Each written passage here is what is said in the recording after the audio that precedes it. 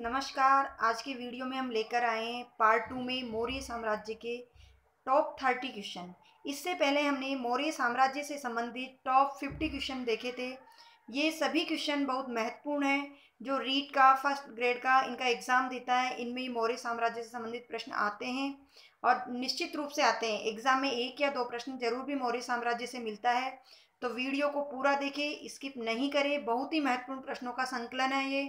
तो कल हमने 50 प्रश्न देखे थे, उनमें 50 से भी ज़्यादा प्रश्नों का संकलन था एक तरह से, क्योंकि कई प्रश्नों में 2-2, 3-3 तथ्य भी बताए गए थे। इसी प्रकार से आज के जो 30 प्रश्न है वो भी 50 प्रश्नों के बराबर है।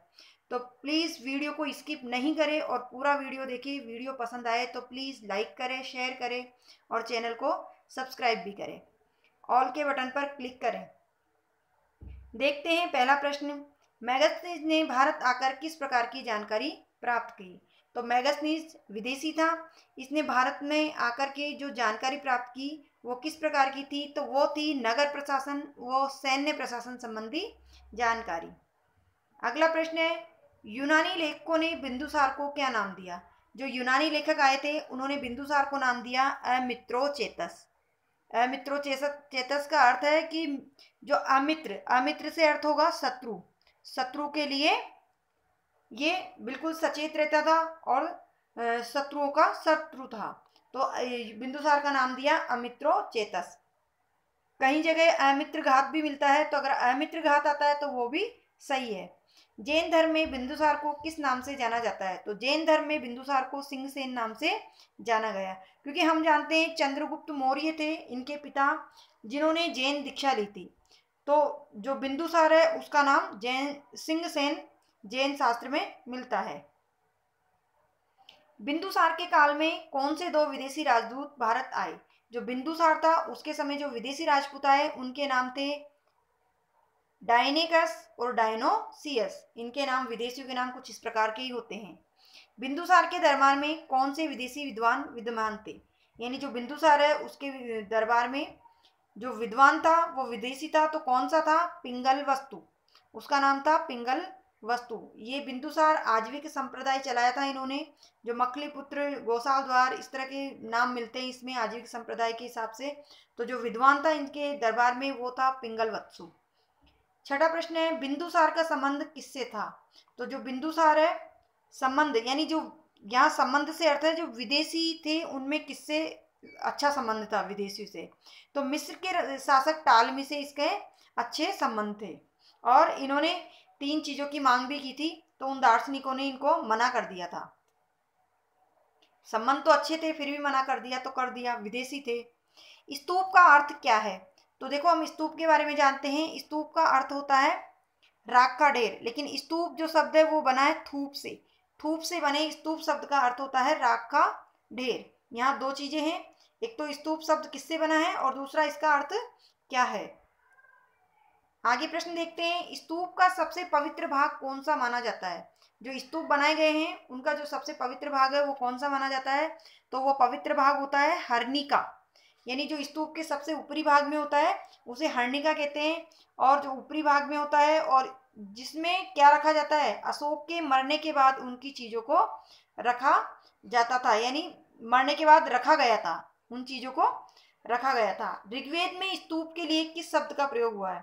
अगला प्रश्न देखते हैं, ऋग्वेद में स्तूप के लिए जो शब्द प्रयोग हुआ है वह है जलती हुई चिता। स्तूप के कितने प्रकार है, यानी हम स्तूप के जो कितने कितने प्रकार के स्तूप बनाए गए थे उनके बारे में देख लेते हैं। उनके नाम के साथ वो जो स्तूप है वो किस प्रकार के हैं और उनका ये नाम क्यों है, ये भी हम इसमें जानेंगे। तो सबसे पहला है शारीरिक स्तूप। जो शारीरिक स्तूप है उसमें क्या रखा गया, तो उसमें रखा गया महात्मा बुद्ध व उनके शिष्यों की। देखो यहाँ दोनों की, महात्मा बुद्ध की नहीं, केवल महात्मा बुद्ध के बारे में नहीं है, महात्मा बुद्ध और उनके शिष्य, उनकी अस्थियों व अन्य भागों को रखा गया। तो देखो याद कैसे रखेंगे, सबसे पहला क्या है शारीरिक स्तूप। शरीर किससे बनता है, अस्थियों से। अगर अस्थियां नहीं होगी तो हमारा शरीर खड़ा नहीं रह सकता। तो हमें याद रह जाएगा शारीरिक स्तूप क्या है, जिसमें अस्थियां रखी गई है। आगे देखते हैं दूसरे नंबर पे जो स्तूप है पारिभोगिक स्तूप। पारी का अर्थ होता है प्रयोग,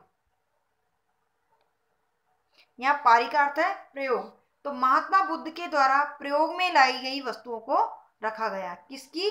बुद्ध की प्रयोग में लाई हुई वस्तुओं को रखा गया। अगला है तीसरे नंबर पे उद्देशिक। जो उद्देशिक स्तूप है वो किसे कहा गया? तो ये स्तूप उन स्थानों पर बनाए गए जहां महात्मा बुद्ध ने जन्म संबंधी उपदेश दिए। यानी जहां जन्म लिया और जन्म संबंधी उपदेश दिए, जन्म संबंधी या अन्य जो भी धार्मिक और अच्छी बातों को कहा, उन्हें उद्देशिक स्तूप कहे गए। यानी जिन स्थानों पर ये बनाए गए वहां उपदेश दिए। तो हमें ध्यान रखना है कि महात्मा बुद्ध का जन्म किस लिए हुआ? कि लोगों को अच्छी बातें बताना, अच्छे अच्छे उपदेश देना। तो उद्देश्य क्या था उनका? यही उद्देश्य था, इसलिए वहां पे बनाए गए जो स्तूप है उनको कहा गया उद्देशिक स्तूप। चौथे स्तूप है संकलित स्तूप। जो संकलित स्तूप है ये वह स्तूप है जो श्रद्धालु द्वारा बना गए। यानी जो महात्मा बुद्ध के साथ साथ उनके उपदेशों को मानने का जिन्होंने संकल्प लिया, किन्होंने? उनके श्रद्धालुओं ने। तो श्रद्धालुओं ने लिया संकल्प, तो हमें याद रह जाएगा कि संकल्पित स्तूप कहाँ बनाए गए?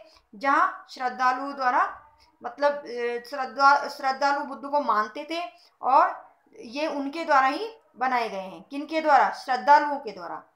अगला प्रश्न देखते हैं, मैगस्थनीज की इंडिका किसने लिखी? देखो मैगस्थनीज ने इंडिका लिखी, इनकी पुस्तक थी इंडिका, लेकिन ये मूल रूप से प्राप्त नहीं है। इनकी जो नष्ट हो गई या कुछ इनके पेज है, ये जो पुस्तक जिस प्रकार से भी इकट्ठी करके इस पुस्तक को बाद में किसने लिखा? तो इसने लिखा, ये लिखा डॉक्टर स्वानबेक ने। डॉक्टर स्वानबेक ने इस पुस्तक को लिखा। मूल रूप से ये प्राप्त नहीं है, मैगस्थनीज ने लिखी ये, लेकिन मानी मैगस्थनीज की जाएगी और बाद में लिखा डॉक्टर स्वानबेक ने। तो ये नाम हमें याद रखना है। आगे देखते हैं, पाटलिपुत्र का नाम इंडिका पुस्तक में क्या मिलता है? यानी पाटलिपुत्र जो नगर था उसका नाम इंडिका पुस्तक में क्या मिलता है, क्या कहा गया? तो कहा गया पोलीब्रोथल। इसका नाम पोलीब्रोथा भी मिलता है, पोलीब्रोथा। यानी कहीं कहीं पे पोलीब्रोथा मिलेगा या पोलीब्रोथल भी मिल सकता है। तो हमें याद रखना है पाटलिपुत्र का नाम इंडिका में पोलीब्रोथल। अगला प्रश्न है, इंडिका पुस्तक में मौर्य प्रशासन संबंधी क्या जानकारी प्राप्त होती है? तो इंडिका पुस्तक में मौर्य प्रशासन संबंधी जो जानकारी प्राप्त होती है, भौगोलिक, राजनीतिक और आर्थिक जानकारी मिलती है। कौन सा चीनी यात्री भारत की जानकारी प्राप्त करने हेतु भारत आया? जो कौन सा चीनी यात्री है जो भारत की जानकारी प्राप्त करने आया? तो चीनी यात्री आया था फाइयान। फाइयान नाम का यात्री आया और वो बहुत समय तक भारत में रहा। अगला प्रश्न है, फाइयान ने चीनी भाषा में कौन सा ग्रंथ लिखा? फाइयान ने चीनी भाषा में कौन सा ग्रंथ लिखा? तो फाइयान ने लिखा फोकुओकी इस नाम का एक ग्रंथ लिखा। इसमें सम्राट अशोक के महलों के संदर्भ में जानकारी दी और भी अन्य कई प्रकार की जानकारी दी। और सम्राट अशोक के जो महल है उसे उनके लिए क्या कहा? उनके लिए फाइयान ने कहा कि ये महल देवताओं या और परियों के द्वारा बनाए गए हैं, क्योंकि ये साधारण महल नहीं है, इन्हें या तो देवता ही बना सकते हैं या परियां ही बना सकती है। और ये महल थे बहुत ही सुंदर। मौर्यकालीन राजभवनों के प्रकाशन का कार्य किसने करवाया? अब देखते हैं मौर्यकालीन राजभवनों के बारे में। तो जो राजभवन थे वो कौन लाया प्रकाशन में? खुदाई का श्रेय किसे जाता है? तो ये जाता है स्पूनर को। मौर्यकालीन राजभवनों को खुदाई करवाई या इनको प्रकाश में लाए, इनके बारे में जानकारी किसने दी? स्पूनर। कहीं पे स्पूनर भी मिलता है, इसका नाम स्पूनर या स्कूनर, कुछ भी, जो भी ऑप्शन में आए ध्यान रखना है। चंद्रगुप्त के लकड़ी के महल कहाँ मिले? तो ये जो खुदाई, ये राजभवनों की जानकारी मिली है, ये इनके लकड़ी के महल है चंद्रगुप्त के। ये मिले हैं बिहार में पटना के समीप। कहाँ मिले हैं? बिहार में मिले हैं और पटना जिले के समीप मिले हैं, बुलंदीबाग व कुम्भरहार नामक स्थान पर। चंद्रगुप्त के लकड़ी के महलों की तुलना किससे की गई है? जो चंद्रगुप्त के लकड़ी के महल है उनकी तुलना की गई है सूसा और बदना से। अगला प्रश्न देखते हैं, मौर्य काल में प्रशासन व्यवस्था किस प्रकार की थी? जो मौर्य काल था उस समय जो प्रशासन व्यवस्था थी उसमें किस किस प्रकार के मंत्री थे, किस प्रकार उन्होंने अपनी शासन चलाने की व्यवस्था बनाई हुई थी। तो उसमें मंत्रिण होते थे, मंत्री परिषद होते थे, अमात्य होते थे। जो मंत्रिण होते थे उनकी जो तनख्वाह सैलरी कह सकते हैं 48,000 पण होती थी। उसी प्रकार मंत्री परिषद के में जो मंत्री होते थे उनकी होती थी 12,000। और ये और अन्य प्रकार के मंत्री हुआ करते थे। तो अगला प्रश्न देखते हैं, मौर्य काल में किस प्रकार की मुद्रा का प्रचलन था? जो मुद्रा थी उसे पण कहा जाता था और ये एक प्रकार से चांदी की मुद्रा होती थी। अगला प्रश्न है, राजमंत्रियों की नियुक्ति किस प्रकार से होती थी? जो राजमंत्री हुआ करते थे उनकी नियुक्ति कैसे होती थी? तो उनकी नियुक्ति होती थी उपधा परीक्षण के बाद, यानी परीक्षण किया जाता था उसके बाद उनकी नियुक्ति होती थी। जो वर्तमान में आज कैबिनेट स्तर के मंत्री होती हैं वो उस समय राजमंत्री होते थे। अर्थशास्त्र में किसके बारे में उल्लेख मिलता है? तो अर्थशास्त्र में हमें मिलता है मंत्रिण और मंत्री परिषद के बारे में उल्लेख। समाहर्ता किसे कहा गया है? यानी जो 18 तीर्थ है उनमें समाहर्ता एक तीर्थ है। तो समाहर्ता किस तीर्थ को कहा जाता है? किसका नाम है ये?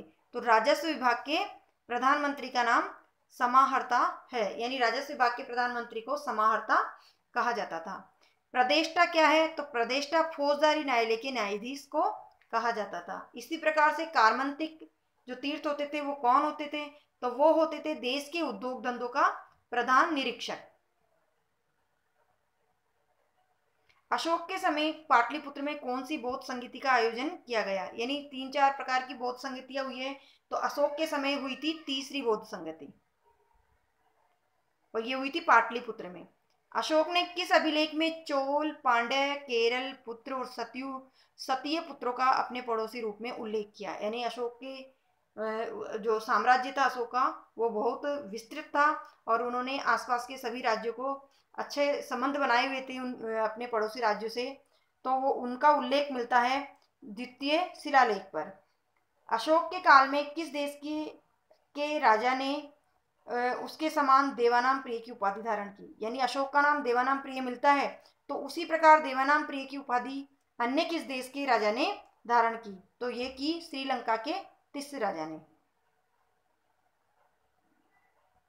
अगला प्रश्न है, चंद्रगुप्त मौर्य के शासनकाल में कृषि विभाग के अध्यक्ष को क्या कहा जाता था? हमें ध्यान रखना कृषि विभाग का पूछा जा रहा है। तो कृषि विभाग के अध्यक्ष को कहा जाता शीताध्यक्ष।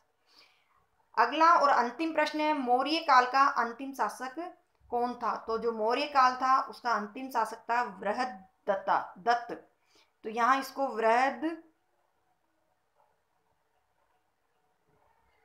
वृहद्रथ भी कहा जाता है। अब ये अलग अलग जगह कुछ थोड़ा सा नाम मात्राओं में डिफरेंस मिल जाता है। तो अंतिम शासक था वृहद्रथ। तो ये थे हमारे टॉप 80 क्वेश्चन, यानी 50 क्वेश्चन कल के वीडियो में और 30 क्वेश्चन आज के वीडियो में। और इनमें ही इतना सार है, यानी कई जानकारियां भी दी हुई है।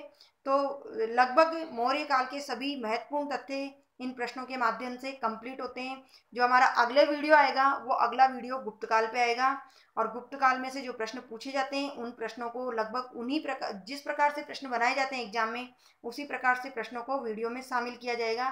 तो प्लीज़ वीडियो को अवश्य देखें और वीडियो को लाइक, शेयर और चैनल को सब्सक्राइब भी करें।